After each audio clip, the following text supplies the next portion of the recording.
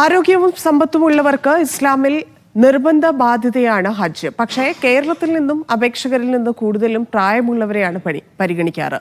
കായികാധ്വാനം ഏറെ വേണ്ട ഹജ്ജിൽ ചെറുപ്പക്കാർക്ക് അവസരം അധികം ലഭിക്കാറില്ല. ഇത്തവണ പക്ഷേ കൂടുതൽ ചെറുപ്പക്കാരും ഹജ്ജിലുണ്ട്.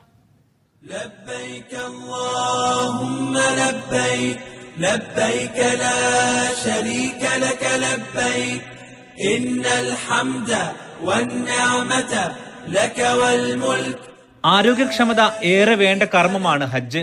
എന്നാൽ ഇന്ത്യക്കാരും മലയാളികളും പൊതുവെ പ്രായമേറെ ആയ ശേഷമാണ് ഹജ്ജിനെത്തുക. ഇതോടെ പരാശ്രയമില്ലാതെ ഹജ്ജ് പൂർത്തിയാക്കാനാകില്ല. ഇസ്ലാമിക നിയമപ്രകാരം ആരോഗ്യവും സമ്പത്തും ഒരുപോലെയുള്ളവന്റെ ബാധ്യതയാണ് ഹജ്ജ്. മറ്റു രാജ്യങ്ങളിലുള്ളവർ ചെറുപ്പത്തിലെ ഹജ്ജിനെത്തുന്നത് മക്കയിലെത്തിയാൽ കാണാം. ഇത്തവണ പക്ഷേ ഭാഗ്യത്താൽ ഹജ്ജ് ലഭിച്ച ചെറുപ്പക്കാർ സംസ്ഥാന ഹജ്ജ് കമ്മിറ്റിക്ക് കീഴിൽ ഹജ്ജിനെത്തിയിട്ടുണ്ട്. അൽഹംദുലില്ലാഹ് സ്തുതിക്കുകയാണ്. പിന്നെ നമ്മുടെ ചെറിയ പ്രായത്തിന് ഹജ്ജ് ചെയ്യുന്നതുകൊണ്ട് നമ്മുടെ ജീവിതത്തിന് ഒരുപാട് മാറ്റങ്ങൾ വരുത്താൻ സാധിക്കുമെന്നുള്ള പ്രതീക്ഷയിലാണ് വന്നിട്ടുള്ളത്. ഞാനും എൻ്റെ നാട്ടിലെ ഞങ്ങൾ 4 സുഹൃത്തുക്കൾ ഒരുമിച്ച് കൊടുത്തതാണ്. ഗവൺമെൻറ് ഇതിൽ കൊടുത്തു. അൽഹംദുലില്ലാഹ് ആദ്യത്തെ ഇതിൽ തന്നെ ഞങ്ങൾക്ക് അപ്പോയിൻമെന്റ് കിട്ടുകയും അവിടെ വരാൻ സാധിക്കുകയും ചെയ്തു. ചെറുപ്പത്തിൽ ഹജ്ജ് ചെയ്യാൻ തീരുമാനിച്ചാലും ഹജ്ജ് കമ്മിറ്റി പരിഗണിക്കുക കൂടുതലും പ്രായമായവരെയാണ്. പുതിയൊരു ജീവിതം ചെറുപ്പത്തിലെ കൊതിക്കുന്ന വിശ്വാസിക്ക് ഈ നിബന്ധന കാരണം ഏറെ കാത്തിരിക്കണം. സാധാരണ നമ്മൾ ഇവിടെ എത്തിയപ്പോഴാണ് മനസ്സിലാവുന്നത്, പല ആളുകളൊക്കെ നമ്മൾ പ്രായമുള്ള ആളുകളൊക്കെ നമ്മോട് പറയും, നിങ്ങളൊന്ന് പ്രായത്തിൽ വരണം മക്കളെ, ഈ ഒരു നേരത്തെ തന്നെ ഇതിന് ഒരുങ്ങണം. കാരണം ഇവിടെ എത്തുമ്പോഴാണ് ഇതിൻ്റെ പ്രയാസങ്ങൾ പ്രായം കൂടുന്തോറും ഹജ്ജിൻ്റെ പ്രയാസങ്ങൾ കൂടിക്കൊണ്ട് വരികയാണ്. മറ്റിപ്പോൾ നമ്മൾ നോക്കുമ്പോൾ മറ്റു രാജ്യങ്ങൾ, ഇന്തോനേഷ്യ, അതുപോലെ തന്നെ മറ്റു പല രാജ്യങ്ങളിലും വളരെ ചെറുപ്പത്തിൽ തന്നെ അവർ ഹജ്ജ് അനുഭവപ്പെടുന്നത് കാണാൻ സാധിക്കുന്നുണ്ട്. ഇൻഷാ അല്ലാഹ് വരും നാളുകളിലും യുവാക്കളെ ആളുകൾ കൂടുതൽ ഹജ്ജിലേക്ക് വന്ന് നമ്മുടെ ജീവിതത്തിൽ ഒരുപാട് ചിട്ടകൾ കൊണ്ടുവരാൻ വേണ്ടി നമ്മൾ ശ്രമിക്കണമെന്നാണ് ഈ ഹജ്ജ് കൊണ്ട് ഉദ്ദേശിക്കുന്നത്.